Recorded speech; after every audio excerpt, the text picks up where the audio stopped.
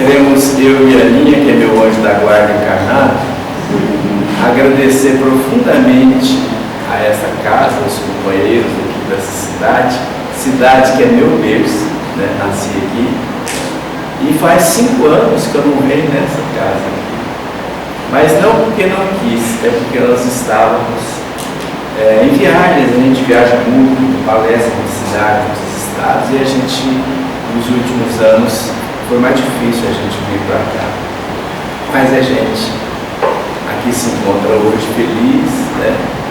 E lembrando do nosso companheiro que está lá do outro lado do mundo, né? Do Rodrigo da Badia. E a gente é muito grato à fraternidade de todos vocês. E lembrando que todas as vezes que a Casa Espírita nos oferece oportunidades de trabalho, é na verdade um ato de caridade para conosco, porque nós temos muito a reparar, a revisar, a estudar e, acima de tudo, a estabelecer propósitos de novas existências. Buscando lembrar da pequena capacidade que tenho, pedimos a Jesus que seja Ele o coordenador dos estudos dessa tarde e os amigos do plano espiritual que aqui já se encontram presentes, que eles possam fazer uso da nossa palavra, nos intuindo a entendimentos mais profundos e superiores.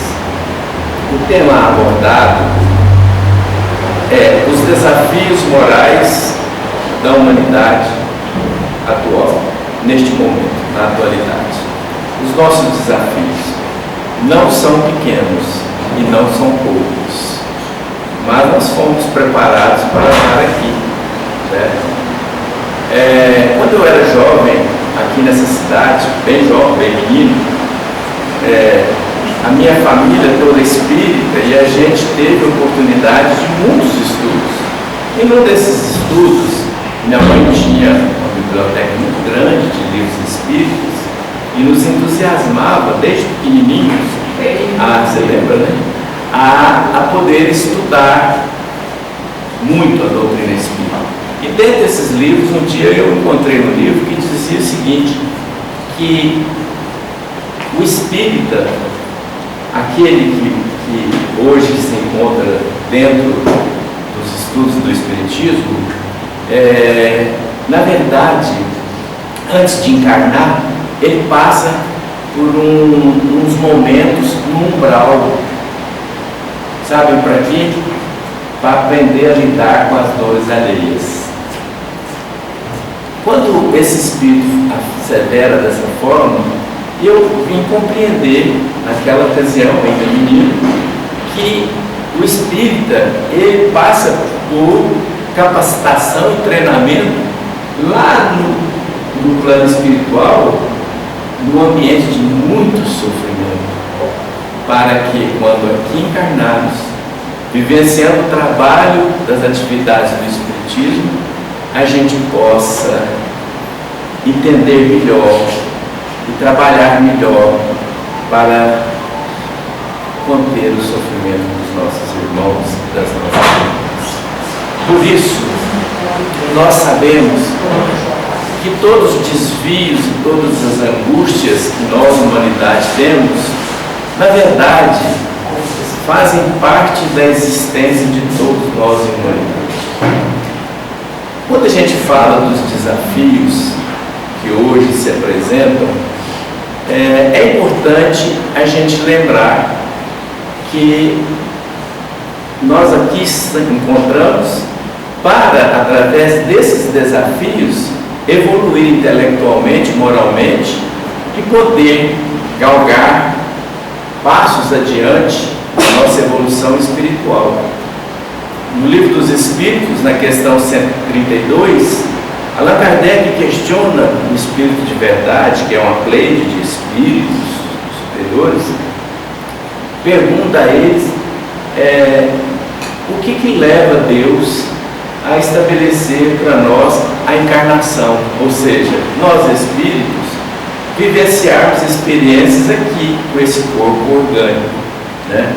E aí o Livro dos Espíritos, o Espírito de Verdade, responde que assim Deus exige, ele estabelece a necessidade da encarnação para que nós, espíritos, alcançamos a evolução, ou construímos a nossa evolução.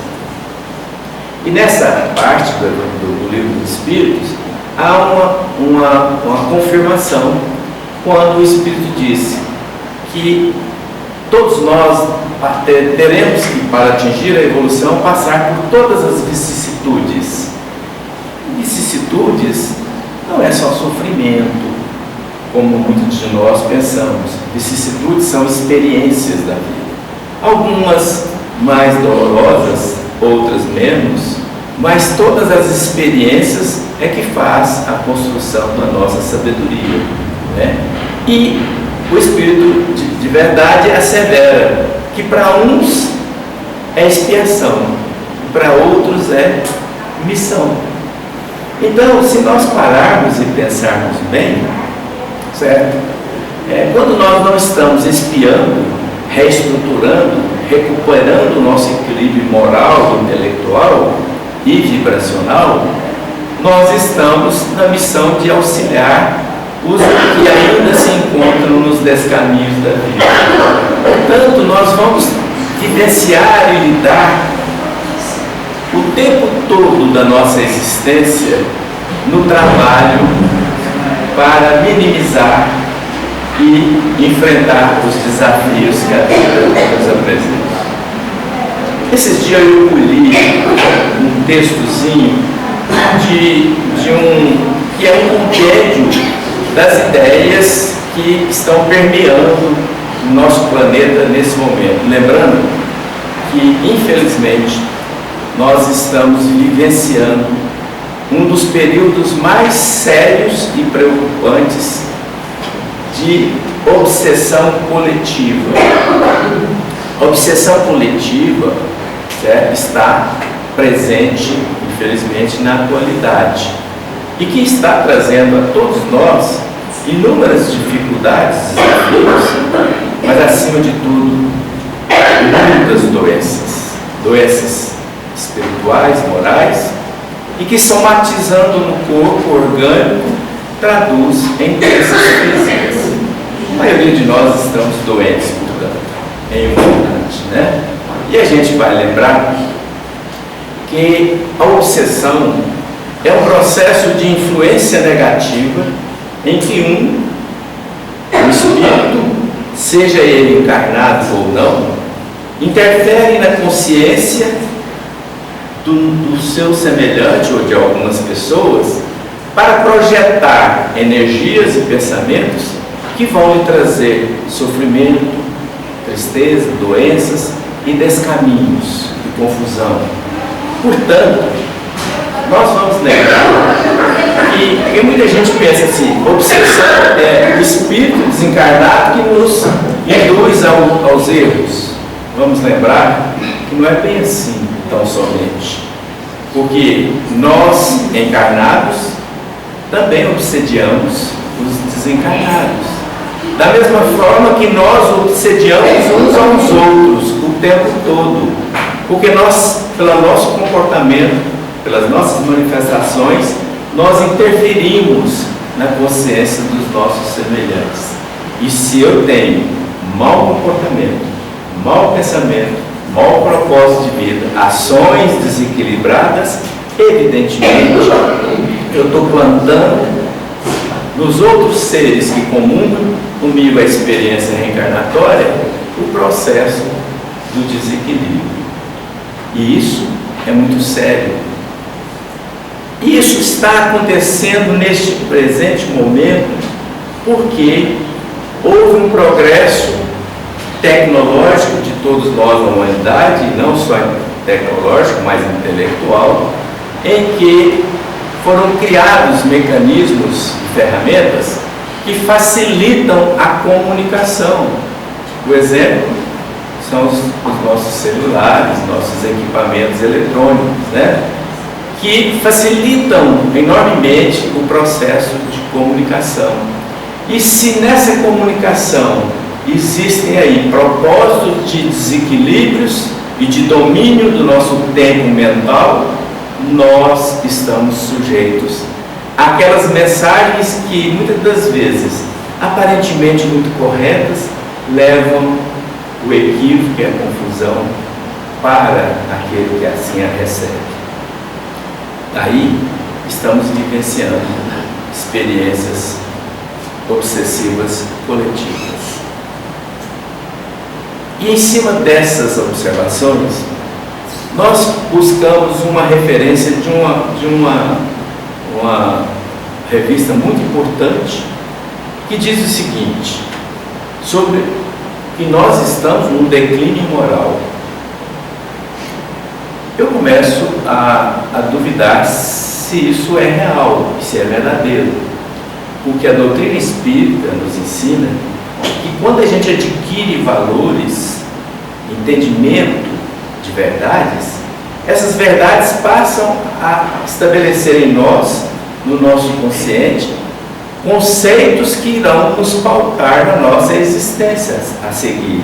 Portanto, quando eu dou um passo à evolução, eu não retroajo. Então, se a gente pensar bem, não existe declínio moral. Existem manifestações daqueles que ainda não evoluíram moralmente num tópico ou no outro da existência.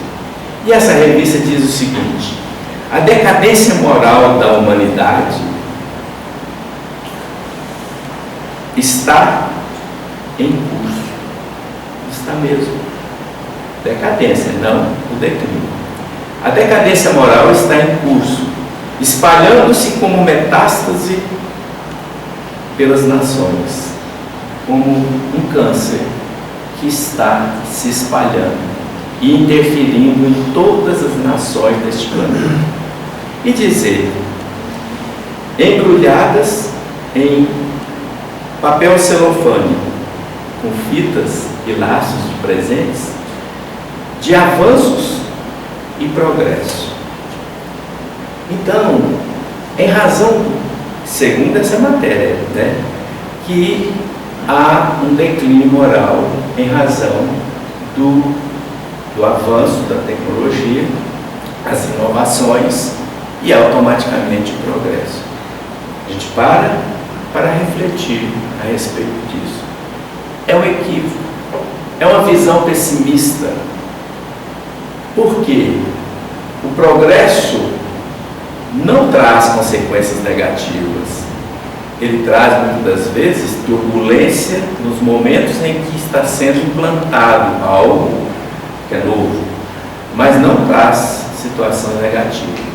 No último item do livro A Gênese, Allan Kardec, conversando com o Espírito de Verdade, é uma matéria longa, muito interessante, mas a gente pode extrair o seguinte: Allan Kardec, conversando com o Espírito de Verdade, ele faz uma pergunta que, na verdade, ele já sabia a resposta. Ele faz a pergunta para nos auxiliar no entendimento. Quando ele pergunta ao Espírito, afirmando, se a lei de Deus é infalível, e imutável, o progresso é lei de Deus. E aí ele pergunta para o Espírito, como é que fica? Porque queiramos ou não, o progresso vai acontecer, independente de mim. Porém, ele fala para o Espírito, se é assim, se o progresso é inevitável, vai acontecer, então para que a gente tem que trabalhar? E tem muita gente que pensa desse jeito. Vocês lembram aquela música do sambista brasileiro, que a gente tem todo respeito e carinho por ele, que ele diz, deixa a vida me levar, vida leva aí. E tem muita gente que vai levando a vida, e levando a vida, certo? Sem preocupar. E aí o Espírito vem e diz para Allan Kardec, sim, o progresso é inevitável, é infalível, e irá acontecer, queiramos ou não. Mas há um detalhe: Deus coloca na mão dos espíritos os detalhes deste progresso. Então cada um de nós é responsável nessa composição do progresso da humanidade. É nos detalhes do nosso lar, da orientação dos filhos, dos amigos, o amparo aos idosos, o exemplo de caridade, de fraternidade, e, portanto, o progresso está acontecendo. E não é ele o causador dos declínios, entre aspas, morais.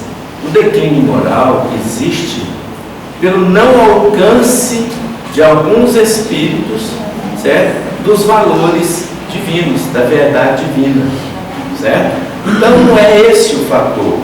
E aí a gente vai lembrar que existe hoje a decadência moral. Decadência moral é, na verdade, a perda de valores morais sublimados.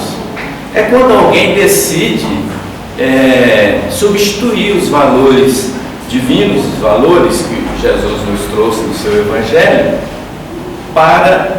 por valores individuais, tais como o materialismo, o apego à matéria, a falta de fraternidade, a iniquidade ou indiferença, certo? A violência, a agressão, o desrespeito. Ou seja, quando alguém coloca esses que não são virtudes, são na verdade fraquezas morais, em primeiro plano, e aí, quando isso é colocado para a sociedade, e se a sociedade absorve e aceita e segue nessa condução, é onde existe a decadência daquela sociedade. E a sociedade decadente está sujeita, isso aí é inevitável, à violência. Razão dos atritos, das guerras, das perturbações e do sofrimento. Então tudo está baseado num princípio de saber fazer a escolha dos nossos valores. Nós sabemos que muitos estão nesse momento assustados com a situação que se encontra no nosso planeta. Mas nós temos que ter otimismo. Não podemos ser pessimistas tais qual essa matéria que nos colocamos aqui. Por quê? Será que Deus não tem sabedoria para corrigir os rumos nossos da vida?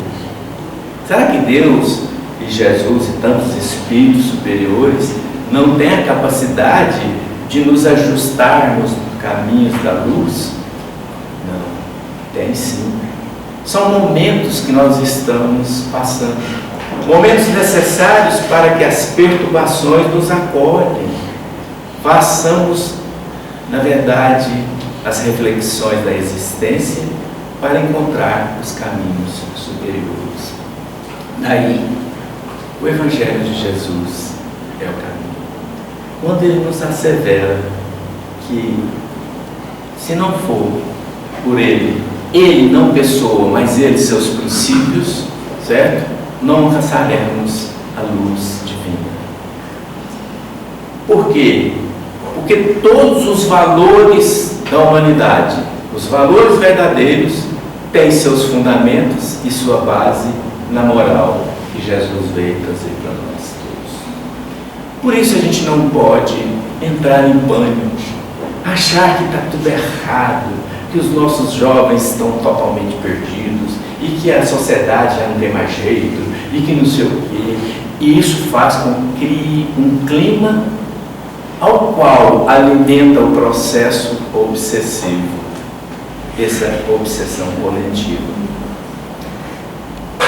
Tem uma historinha cômica de uma pessoa, um jovem, um trabalhador até de Goiânia, que executivo, consultor, e de vez em quando ele tinha que viajar para São Paulo.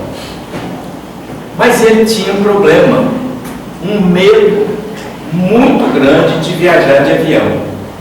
E todas as vezes que ele fazia uma viagem qualquer, um sofrimento atroz. Aquele dia ele foi, então, determinado pela empresa para ir para São Paulo nesse voo. E durante a noite rezou até não poder mais. É assim, né? A gente reza quando a gente vai passar por um aperto. Depois que passa por aperto, a gente até esquece de rezar, né? Infelizmente. Mas aí ele rezou e achou que já estava preparado e foi para o aeroporto. Quando ele chegou no pé da escada, ele viu aquele aviãozão lá, e ele começou a tremer, suar, desequilibrar, e pensou: eu não vou de jeito nenhum. Mas a necessidade do trabalho impôs e ele subiu. Ele entrou, foi bem recebido pela senhora, né, que estava atendendo, uma moça bonita, e disse a ele: o senhor quer alguma coisa? Aí ele falou: não quero nada. E ela orientou e ele foi para o banco, seu assento reservado. Era o corredor. Tinha uma poltrona e na seguinte tinha um menininho lá, um desses aparelhos eletrônicos de joguinhos, jogando lá. Ele chegou, sentou apavorado, já sentou e já botou o cinto de segurança. E ficou ali segurando na poltrona, tenso, né? Quando veio a comissária de bordo, perguntou para ele: o senhor está nervoso? O senhor quer alguma coisa? Aí ele falou assim, aí o que ele pediu? Acho que vocês devem imaginar o que ele pediu, né? Aí ela falou: não, isso nós não servimos não, nós vamos servir água se o senhor quiser. E aí, tudo bem. Ele tomou um golinho d'água, deu um pouquinho de relaxamento e ele ficou lá. Quando o piloto anunciou que ia fechar as portas, que iria partir, quase que desencarnou. Vocês lembram do Chico? Passou por isso também, né? Aí ele quase que desencarnou. E naquele momento, daquela tensão danada, o avião pegou a pista e foi... e ele rezando, quase que estava desencarnando quando subiu. Aí plano. Aí ele relaxou. Olhou para o lado, o menininho estava lá, jogando, atento no jogo dele. Seguiu a viagem e ele relaxou. Já estava até esquecendo do sofrimento quando começou turbulência. Aí começa o avião bater, aí o piloto fala: nós vamos passar por uma turbulência, ninguém levanta, atata o cinto e tal, e aí pronto. O sofrimento dele, intenso demais. E ele olhava para o menino, e o menino sereno, jogando. Ele já estava irritado com aquela serenidade do menino, né? E tenso e tal. Muito bem, passou, serenou. Aí ele falou: passou. Bom, foi. Mas na frente, ao chegar em São Paulo, aí veio uma trepidação violenta, uma tormenta, e o avião batia, e ele sofreu. Foi muito difícil. Quando planeou, ele estava tão irritado que ele olhou para o menininho assim, e falou assim: você não fica nervoso, não? Aí o menininho olhou para ele, estava lá no joguinho dele, falou: não. Mas por que você não fica nervoso? Meu pai é o piloto.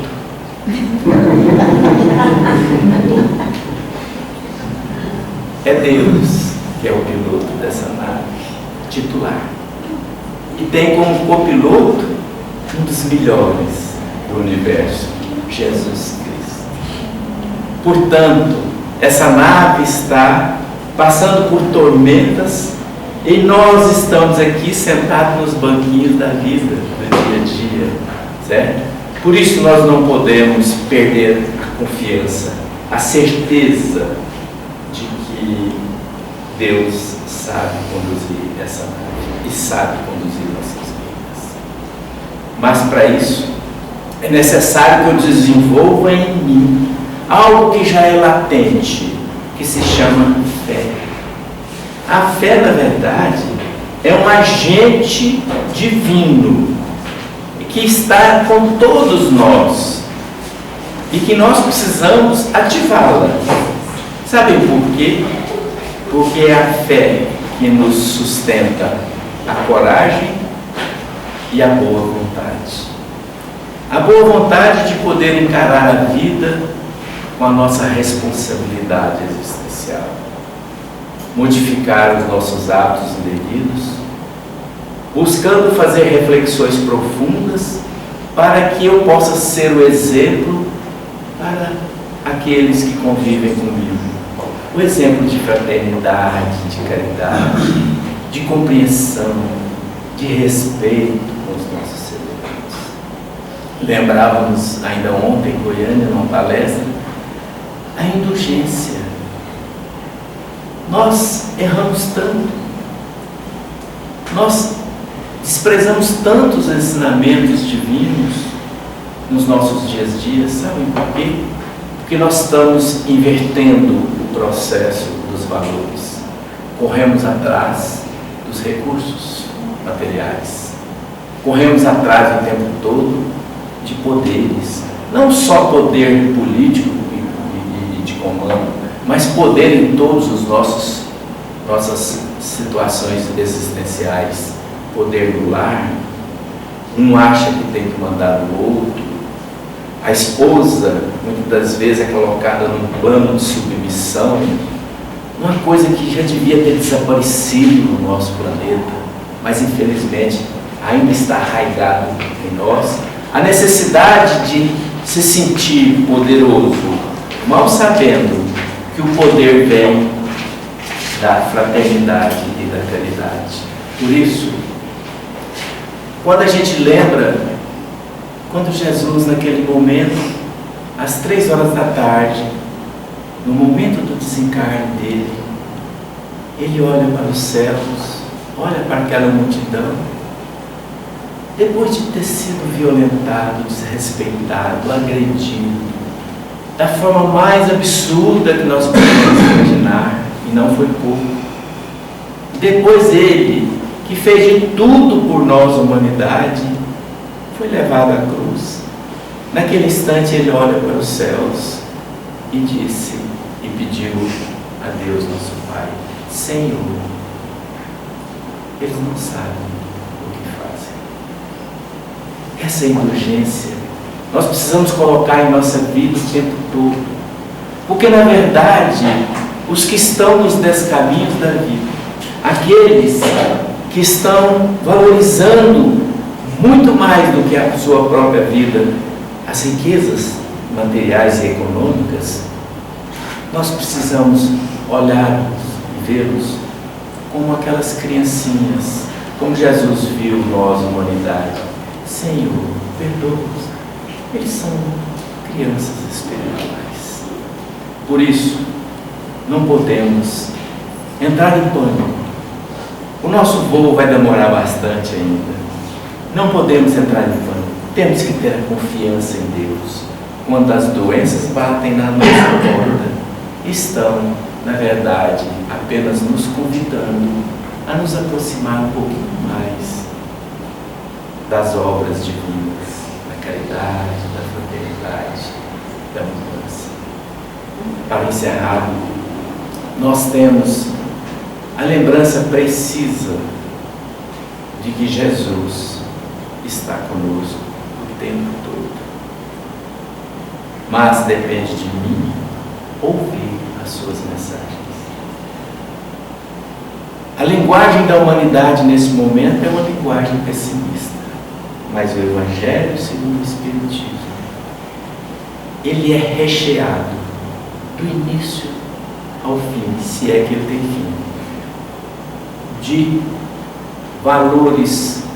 É uma linguagem otimista e propositiva. De todos os momentos do Evangelho, Jesus não fala com o verbo no presente, ele conjuga sempre o verbo no imperativo, que é exatamente no futuro. Porque Jesus, ele nunca falou presente, ele não falou ame, ele fala amai, perdoai, buscai, sede perfeitos é futuro. Bem-aventurados, que quer dizer, serão felizes.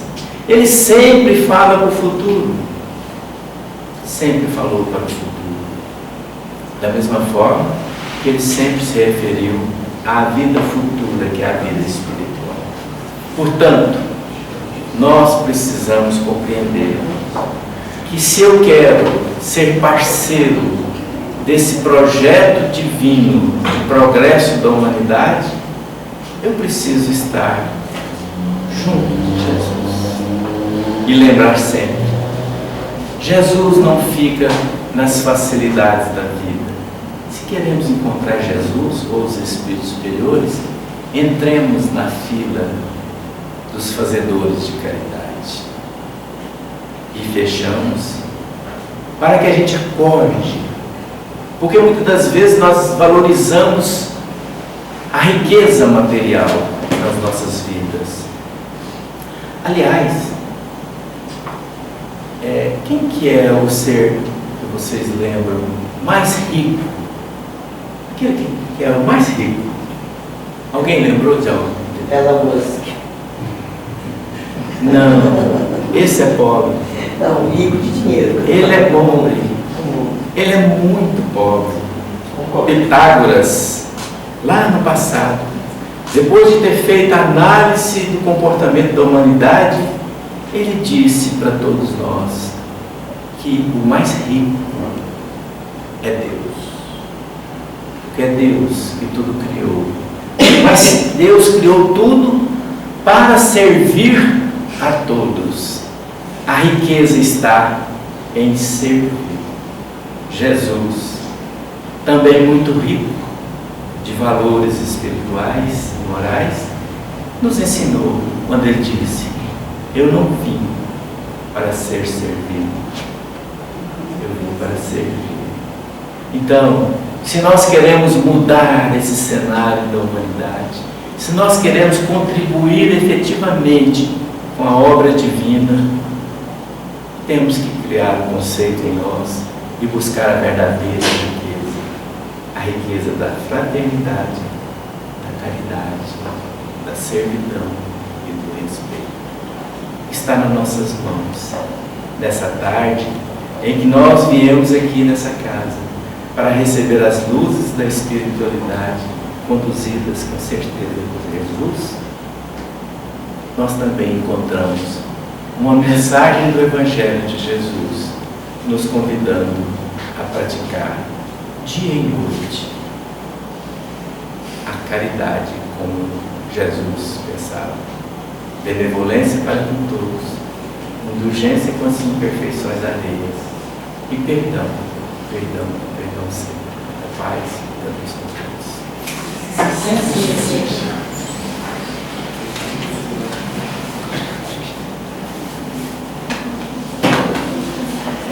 A gente agradece ao Euriquim, a Aninha, né? A gente chama o Euriquim com carinho, né? Porque já é um conhecido. Mas quando eu estou aqui, eu fico feliz, porque as pessoas me chamam de Euriquim. Eu lembro quando eu era pequenininho, entrando no centro espírita aqui, né? Que beleza. Muito bom. Demais. Então, a gente fica muito feliz e alegre, né, por trazer palavras que venham reconfortar os nossos corações, nos dando essa luz para passar por essas turbulências, né, que temos passado, e sempre com a esperança, a fé em nosso Senhor Jesus Cristo, né, e trazendo essa mensagem que por vezes não faz muito sentido para a humanidade, mas quando a gente se divide em amor, multiplicamos, né? Não subtrai, nós multiplicamos, né? Vai sempre multiplicando. Isso é muito bom. E agradecer a essa doutrina, né, que reconforta os nossos corações e nos dá fé. Não é que nos dá a fé, mas dá todas as ferramentas necessárias para a gente poder exercer essa fé, né, com plenitude. Né? Eu queria perguntar se alguém quer considerar, trazer algumas palavras. Fique à vontade. Boa tarde, gente. Que paz e prazer de ser Obrigado. Eu vou ser bem breve, que o encerramento da fala de Euriquim, ele falou sobre caridade. E a gente observa, né, nas salas mediúnicas, de uma forma geral, em diversas casas espíritas, a gente vê três questões serem solicitadas para que fossem trabalhadas por todos. Eu já digo, mas assim, e a gente observa também, eu já disse isso aqui, vou falar de novo, uma mudança no padrão das palestras que são feitas nos centros espíritas. A gente com muita frequência vê as pessoas, os palestrantes, muitas vezes se aterem ao Evangelho. É claro que ele é sempre importante, sempre apresenta questões sérias para a gente pensar, mas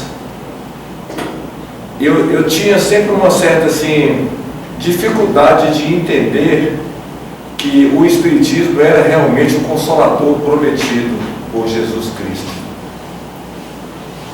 E a gente, aproximando-se, né, dessa mudança de fase pela qual o mundo experimenta agora, deixando de ser um planeta de provas e expiações para se tornar um mundo de regeneração, a gente achava que como é que seria isso? É que se hoje está bom e amanhã já começa tudo bonitinho e quem é ruim vai ficar bom.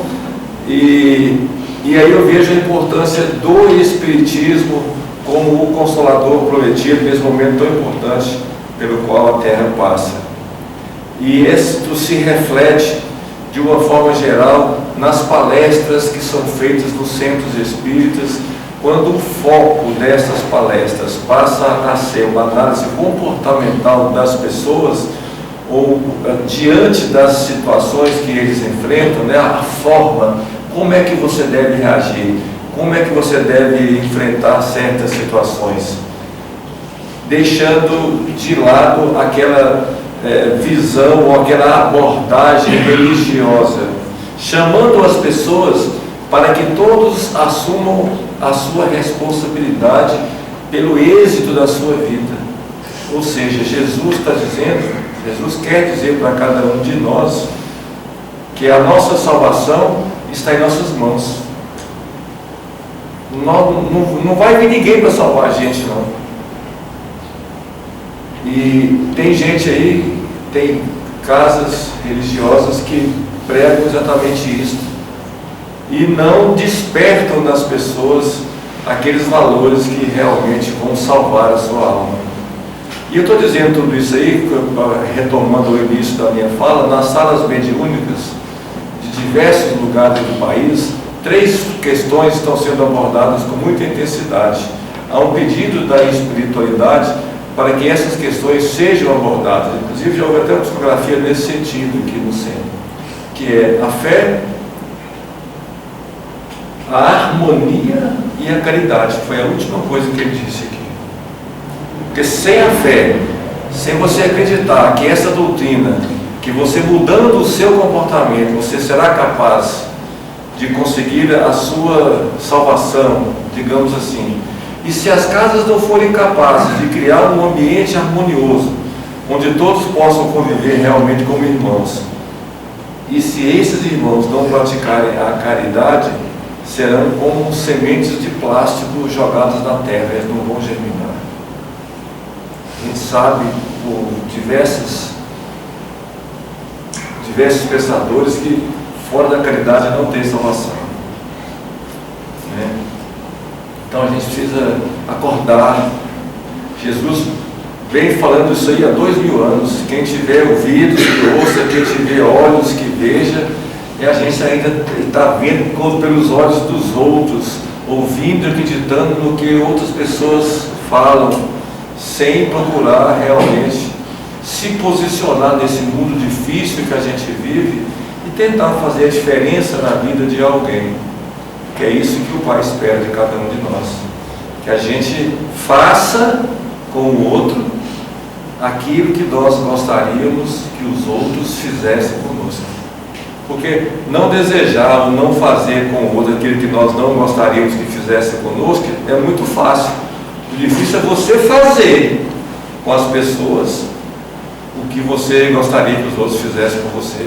O difícil é você sair da sua zona de conforto, ir lá visitar o doente, tentar ajudar materialmente como cesta, não sei, qualquer coisa, alguém que precisa disso. E o mais importante, dar um pouco do seu tempo.